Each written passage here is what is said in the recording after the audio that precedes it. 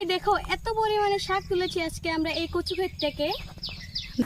তো গতকালকে আমার দিদি আমাকে বলেছিল আজকে শাক তুলতে যাবে, তো তাই আমরা দুইজনে সকাল সকাল উঠে পড়েছি শাক তুলতে যাওয়ার জন্য। আর এখানে দেখো আমরা দুইজনে বেরিয়ে পড়েছি। আর আজকে সকালবেলায় এতটুকু পরিমাণ গরম দিয়েছে তো বলাই যায় না।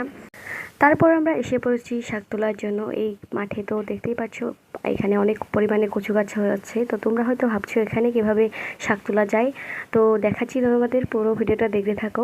এখানে কচু গাছ থাকার জন্য আমার তো অনেকটাই ভয় লাগছিলো, ভাবছিলাম যুগটুক আছে নাকি, কিন্তু না নেই।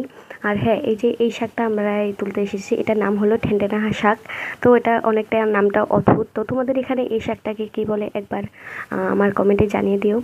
তো এই শাকটা আমি খেতে অনেকটাই ভালোবাসি, আর তার জন্য আমি আর আমার দিদি দুজনেই বেরিয়ে পড়েছিলাম সকাল সকালে। তবে যাই বলো, শাক তোলার মজাটা কিন্তু অনেকটাই বেশি। ওখানে দেখো দিদি তুলছে আর আমি এতটুকু তুলে নিয়েছি। তো এত পরিমাণে আমরা শাক নিয়ে নিয়েছি। তারপর আমরা দুজনে বেরিয়ে পড়েছিলাম বাড়ি যাওয়ার জন্য। তো কেমন লাগলো তোমাদের আমার এই ভিডিওটা? যদি ভালো লাগে আমার পাশে থেকে আমাকে সাপোর্ট করো। তো দেখা হচ্ছে পরের ভিডিওতে।